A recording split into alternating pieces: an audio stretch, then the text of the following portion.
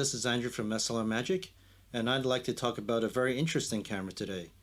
Since the Zcam E2, which is a very interesting micro four thirds camera, I've known Zcam to developing on a full frame camera, so I've suggested to them that, hey, could you guys consider making the mount interchangeable so it's not just a fixed mount? So back then the plans they had was EF, and when I said if they could consider the mount to be changed, I was thinking of PL. But then what they came up with is something really interesting, is they've made a micro four thirds plate for their cameras. So the camera that first came out is the full frame F6, it's the 6K camera, which April micro prime lens matches pretty well with. But then with the S6, which is the Super 35 6K camera, with that interchangeable mount, now we have a camera with the same form factor with a short flange.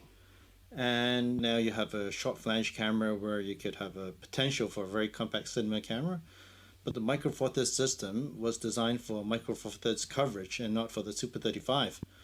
But we at SLR Magic had always saw the potential for a Super 35 micro four thirds system, and most of our lenses actually cover Super 35.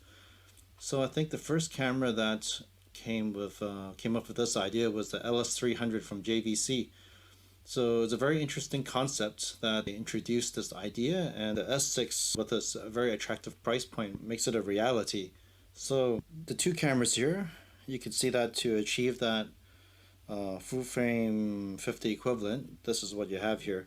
But if you change that plate into a micro four thirds, you could actually fit a 25mm lens similar to a 50 full frame. And look at how much smaller the system is, because you have a short flange, and then you have if you find the right lens that covers Super 35, you could potentially have the smallest cinema camera that covers 6K in Super 35 that's on the market right now.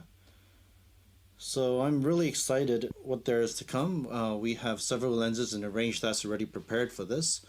For example, if you take off the protective filter on our 8mm, it actually covers Super 35.